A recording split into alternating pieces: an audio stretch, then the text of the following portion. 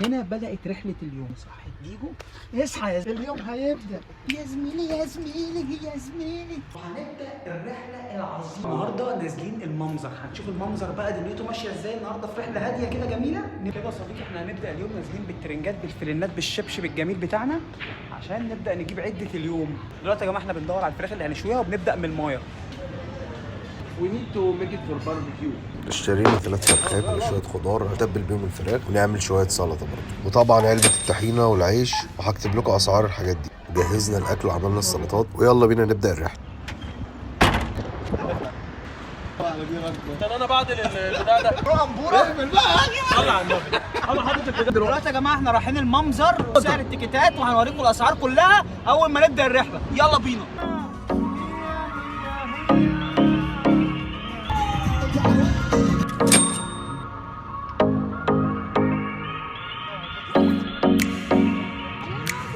المكان عامل زي المنتزه عندنا في اسكندرية، بس هنا في أماكن مخصصة للشوي.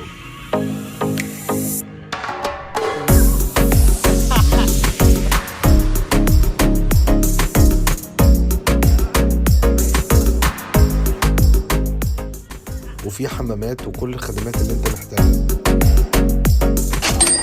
هنعمل أحلى شغل دلوقتي حالا.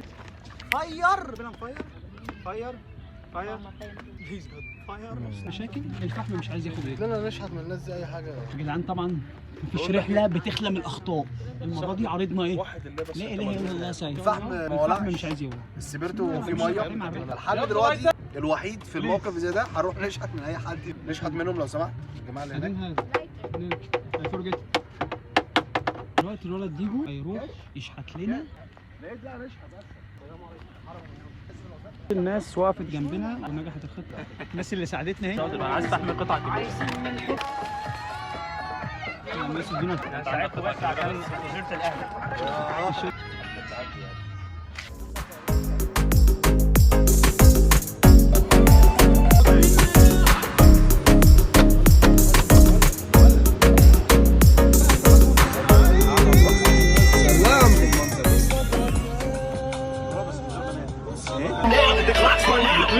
أول زمان وكان في طفل العنتيلة قلوبنا باسم الكفاية.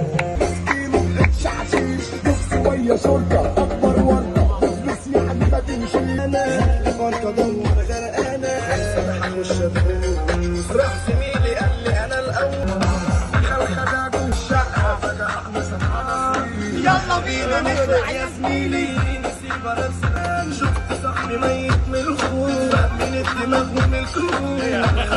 ما تزعقش وبطل قريب اخوك في الله اقرب. كلها حبانه لجلي جبلان مش هعمل